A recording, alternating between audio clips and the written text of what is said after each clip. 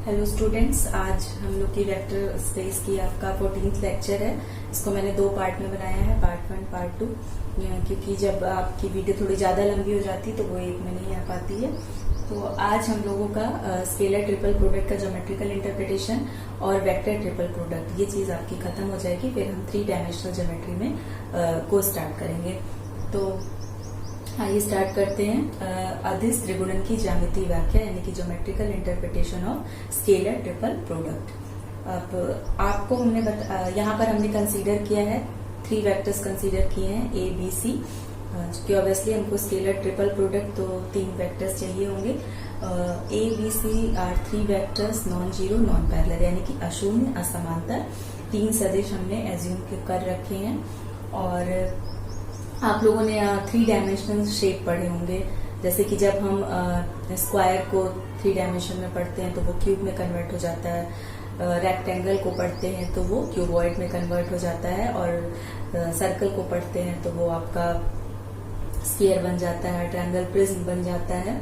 तो उसी तरीके से व्हाट अबाउट पैरेललोग्राम। हम पैरेललोग्राम भी आप जानते हैं, एक 2 डायमेंशनल शेप है आपका, प्रॉपर्टीज भी आप उसकी जान चुके हैं, और उसका वेक्टर्स में कितना हम लोगों ने पढ़ भी रखा है कि 2 वेक्टर्स जब कोई इनिशियल वेक्टर्स होते हैं, यानी कि ऐसे वेक्टर्स या जुड़े हुए वेक्टर्स होते हैं कि जब हम उनकी एक वेक्टर के टेल पे दूसरे वेक्टर का हेड प्लेस नहीं कर सकते हैं, तब हमको कौन से वेक्टर्स को ऐड करने के लिए triangle law of vector addition जो होता है वो हमारा फेल हो जाता है, और हम कौन सा लॉ पढ़ते हैं, parallelogram law of vector addition. तो आप देख रहे हैं ये जो शेप है ज्योमेट्रिकल पैरेललोग्राम, शुरू से वेक्टर में बहुत ज्यादा आ रहा है, और यहाँ पर भी हम इसी की हेल्प से ज्योमेट्रिकल इंटरप्रिटेशन सीखेंगे स्केलर ट्रिपल प्रोडक्ट का। अब आपने इतनी सारी मैंने आपको 2 डायमेंशनल शेप्स बताए और उसको आपने 3D में एज्यूम किया, but parallelogram is also a 2 dimensional shape, geometrical shape. तो then what is about parallelogram, अगर हम उसको 3 डायमेंशनल स्पेस में एज्यूम करें तो कैसा दिखेगा। एक पाइप जैसी संरचना होगी उसकी, और अंदर से हॉलो होगा। पाइप की क्या खासियत होती है, उसकी जो साइड्स होती हैं वो सॉलिड, और अंदर से क्या होता है वो हॉलो होता है। तो जो हमने 3 वेक्टर्स एज्यूम कर रखे हैं, अब चूंकि ऑब्वियसली 2 वेक्टर से आपका पैरेललोग्राम बनेगा, तो तीसरे वेक्टर से आपका क्या होगा। तो अगर हमने जो ये 3 वेक्टर्स एज्यूम कर रखे हैं, अगर हम ये मान लें कि अब पैरेललोग्राम की जो 3 डायमेंशनल आपका शेप होता है उसको हम बोलते हैं पैरेललोपाइड, यानी कि उसको हिंदी में बोलते हैं समांतर षट फलक। उसकी 6 सरफेसेस होती हैं, 8 वर्टिसेस होते हैं, एज यूजुअल जिस तरह से आपका क्यूब और क्या कहते हैं क्यूबॉइड बिहेव करता है, उसी तरीके से इसमें भी है। तो जो 3 वेक्टर्स ए बी सी हमने एज्यूम किए हैं, वो हम मानते हैं कि पैरेललोग्राम की 3 साइड्स, आपकी पैरेललोपाइड जो आपके 3 डायमेंशनल शेप है उसकी 3 साइड्स हैं। कौन, ए बी सी, 3 वेक्टर्स हमने एज्यूम कर रखे हैं ए बी सी। तो वो जो पैरेललोपाइड है उसकी किसी सिंगल वर्टेक्स पर एक साथ मीट करते हैं, यानी कि एक ही 8 वर्टिसेस होते हैं, लेकिन हम ये मान के ये हमारा एजम्पशन है कि ये जो ए बी सी हमने एज्यूम किया है वो पैरेललोग्राम के एक वर्टिसेस पे मीट कर रहे हैं। उसको हमने ओरिजिन कंसीडर किया, आप फिगर में देख सकते हैं। ओ पर आपका ओ बी वेक्टर जो कि वेक्टर बी के बराबर है, ओ ए वेक्टर जो कि आपका वेक्टर ए के बराबर है, ओ सी वेक्टर जो कि आपका सी वेक्टर के बराबर है। एक वर्ड अगर हम ये पैरेललोपाइड आपको दिख रहा होगा, GADBOCF आपको ये दिख रहा है पैरेललोपाइड। अब इसमें जो है जो एक साइड इसकी OC है, एक OA है, और तीसरी जो है वो OB है, और ये सब एक वर्टिसेस यानी OB यहाँ पर एक पैरेललोपाइड का वर्टेक्स का काम कर रहा है, O पर मीट कर रही है। अगेन हमने माना, अब ये आप देख सकते हैं जो A क्रॉस B है वो एक प्लेन है, ऐसे तो B क्रॉस C भी एक प्लेन होगा, देन A उसके ऊपर परपेंडिकुलर होगा, लेकिन अभी हमने A क्रॉस B लेकर के चल रहे हैं हम, तो A यानी कि X और Y एक्सिस, तो A क्रॉस B और वेक्टर C के बीच में जो एंगल है वो थीटा है। फिर से फिगर में देखिएगा, A क्रॉस B, ये जो प्लेन होगा वो क्या होगा, A क्रॉस B होगा, और A क्रॉस B पर और ये जो तीसरा वेक्टर है सी, उसके बीच का एंगल क्या है आपका theta. And A cross be a vector cross product से है तो obviously it has a direction. तो इसका जो डायरेक्शन है आप ये देख सकते हैं, ये हमने माना है एन कैप के अलोंग है, यानी कि ए क्रॉस बी का जो डायरेक्शन है वो एन कैप यूनिट वेक्टर के अलोंग है। तो ये सब हमारे एजम्पशन हो गए। अब आइए हम लोग आते हैं स्केलर ट्रिपल प्रोडक्ट की डेफिनेशन पे, जो कि हम लोग कैलकुलेट कर चुके हैं कि what is scalar triple product. A b c इसे हम बिना कॉमा के लिखते हैं। रीजन हम आपको प्रॉपर्टीज में हमने डिस्कस किया था, आपको समझा भी दिया लास्ट लेक्चर में। तो ए बी सी है, इसको हम ए क्रॉस बी डॉट सी या ए डॉट बी क्रॉस सी लिख सकते हैं। इसकी प्रॉपर्टी 2 हमने आपको पढ़ाई थी। इसमें क्रॉस और डॉट का जो सिंबल होता है उसे हम इंटरचेंज कर देते हैं और उससे भी स्केलर ट्रिपल प्रोडक्ट की जो वैल्यू होती है, फाइनल वैल्यू, उसके ऊपर कोई फर्क नहीं पड़ता है, यानी कि इंटरचेंजेबल होते हैं। अब यहाँ पर देखिए, इसे हमको ए क्रॉस बी को एक अलग वेक्टर और सी वेक्टर को एक अलग वेक्टर की तरह कंसीडर करना है। क्यों? क्योंकि A cross B is obviously a vector and C is also a vector and A cross B and C having a symbol dot between them. तो उनके जो बीच में जो सिंबल है वो कौन सा है? डॉट, यानी ए क्रॉस बी का सी के साथ में हमको डॉट प्रोडक्ट निकालना है। डॉट प्रोडक्ट की डेफिनेशन से it is equal to modulus of A cross B modulus of C and cos of angle between A cross B and C. तो कॉस थीटा, थीटा हमने एज्यूम कर रखा है। अब आप यहाँ से देख सकते हैं, अब आ जाइए आप वेक्टर प्रोडक्ट पे, दो वेक्टर्स के वेक्टर प्रोडक्ट पे। तो उसका भी ज्योमेट्रिकल इंटरप्रिटेशन हमने आपको बताया था कि अगर हम दो वेक्टर का क्रॉस प्रोडक्ट लेते हैं और हम उसका फिर मॉड्यूलस निकाल लेते हैं तो वो किसके बराबर होता है? उन दो वेक्टर्स को अगर हम किसी पैरेललोग्राम की दो साइड्स माने तो वो पैरेललोग्राम के एरिया के बराबर होता है। और उसी पैरेललोग्राम में अगर हम उस पैरेललोग्राम की हाइट से मल्टीप्लाई कर देते हैं तो ऑब्वियसली वो पैरेललोग्राम अगर 3 डायमेंशनल शेप फॉर्म कर रहा है तो वो उसके वॉल्यूम के बराबर होगा। तो यहाँ पर ए क्रॉस बी आपका एरिया ऑफ पैरेललोग्राम लिख सकते हैं। आप पिछला रिकॉल करिएगा तो आपको याद आ जाएगा। Modulus of C and cos theta is a cos of angle between A cross B and c, then cos theta. अब चूंकि हमको वॉल्यूम निकालना है, डायरेक्टली मल्टीप्लाई नहीं कर सकते हैं। अगर आपको छोटी क्लास में ज्योमेट्री याद होगी तो हमें इसकी हाइट चाहिए। हाइट के लिए हमको क्या करना पड़ेगा? वेक्टर सी को रिजोल्व करना पड़ेगा और जो उसका कंपोनेंट आएगा वो आपका किसके बराबर आएगा? सी कॉस थीटा के बराबर आएगा। तो what is C cos theta? C cos theta is a height of parallelogram. अब area of parallelogram into height of parallelogram is equal to क्या हो जाएगा आपका? Volume of parallelepiped formed by the given parallelogram. तो यानी कि आप ये देख सकते हैं, इस तरह से हमने इसको इसके बराबर प्रूफ किया है।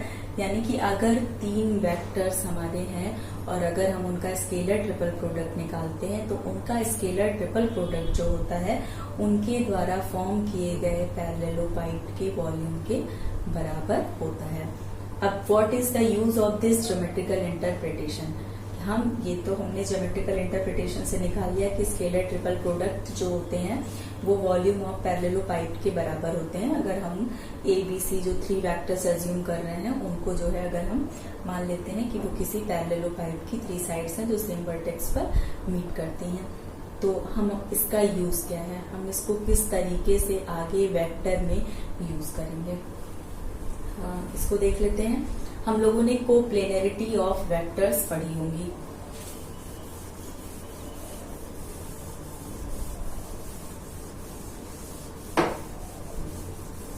क्या डेफिनेशन होती थी हमारी कोप्लेनरिटी की? कि अगर 3 वेक्टर्स जो हैं या more than 2 vectors are in same plane, एक ही प्लेन में स्थित होते हैं, तो हम उनको कोप्लेनर वेक्टर्स बोलते हैं। तो अब यहाँ पर आप देख सकते हैं a b are in same plane, b and c are in same plane and c and a are in same plane.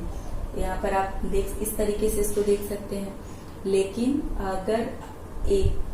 अगर सारे वेक्टर्स एक ही प्लेन में होंगे तो ऑब्वियसली वो सिर्फ 2 डायमेंशनल कोई भी शेप बना सकते हैं, लेकिन वो कौन सा शेप होगा?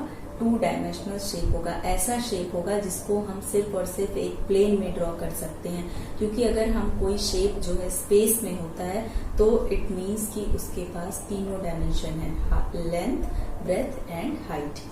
तो अगर आप सपोज करिए कि आपके पास एक क्यूब है और अगर उस क्यूब की हाइट आप 0 कर देते हैं, क्यूब हाइट एज्यूम कर लेते हैं बिकॉज क्यूब की दो, चलिए मान लीजिए तीनों ही एक बराबर होती हैं। आप एक क्यूबॉइड एज्यूम करते हैं जिसकी लेंथ, ब्रेथ और हाइट तीनों ही डिफरेंट है। अब उसका कोई भी, length is 1 dimension, other dimension is breadth and other than these 2 dimension is height. तीनों अलग अलग डायमेंशन है। आप कोई भी 3D शेप लेकर के, क्यूबॉइड आपकी बुक ही है, आप उसको एज्यूम कर सकते हैं। अब उसमें आप कोई भी एक जो डायमेंशन है उसको आप 0 कर दीजिए, तो आपका वॉल्यूम क्या होगा। सपोज दैट हमने हाइट 0 कर दी, तो किसी भी शेप का वॉल्यूम किसके बराबर होता है, एरिया इंटू हाइट के बराबर। अब हाइट हमने 0 कर दी है, तो what ever be the area, volume will be 0। Area उसका चाहे जितना भी बड़ा हो, लेकिन उसका वॉल्यूम क्या होगा, वो 0 के बराबर होगा। तो अगर इस पैरेललोपाइड का वॉल्यूम 0 हो जाए तो उससे क्या रिजल्ट मिलेगा।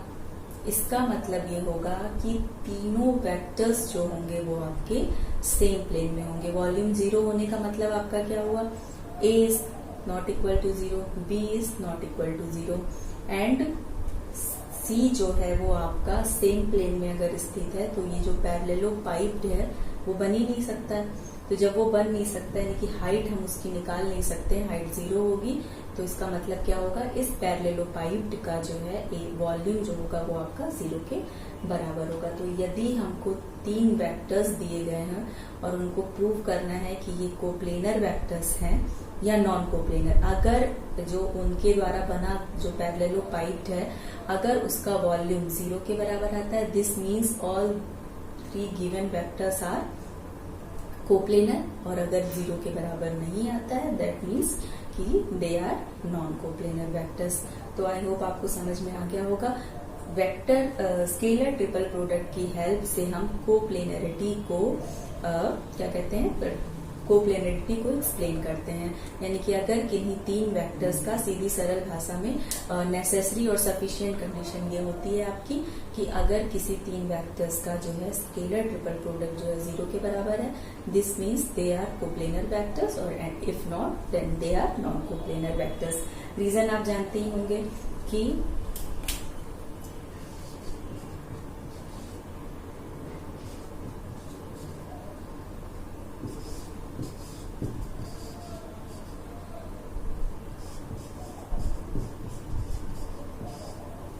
B क्रॉस C जो होता है, इसका क्या मतलब होता है, B क्रॉस C ऐसा प्लेन होता है जो है B पे भी परपेंडिकुलर है और C पे भी परपेंडिकुलर है।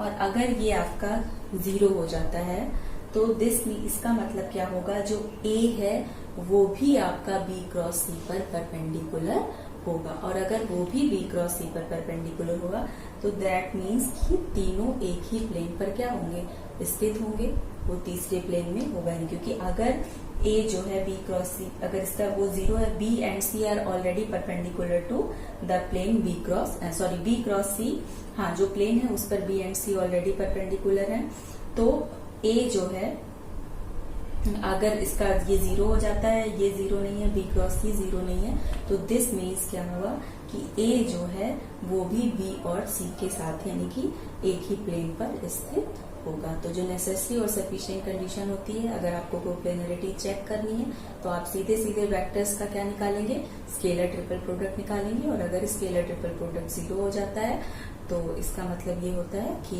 जो आपको वेक्टर्स दिए गए हैं वो कोप्लेनर है, और अगर 0 नहीं होता है क्या कहते हैं भाई, area volume of parallelepiped, this means vectors are non coplanar. तो आई होप आपको ये समझ में आ गया होगा। ये आपका आज स्केलर ट्रिपल प्रोडक्ट जो है वो खत्म हो गया है।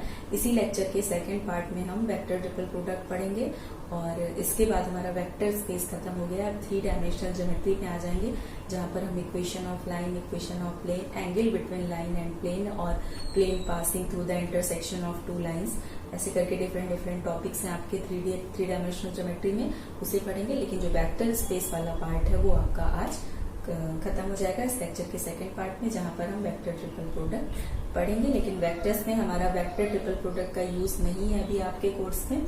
जहां भी प्लेन की इक्वेशन आपको आएगी निकालने के लिए, वहां पर आपका स्केलर ट्रिपल प्रोडक्ट ही यूज होगा। तो ये बहुत इंपॉर्टेंट है, इस पर थोड़ा सा ध्यान दीजिएगा। Thank you. और सेकेंड पार्ट इसका देख लीजिएगा आप लोग।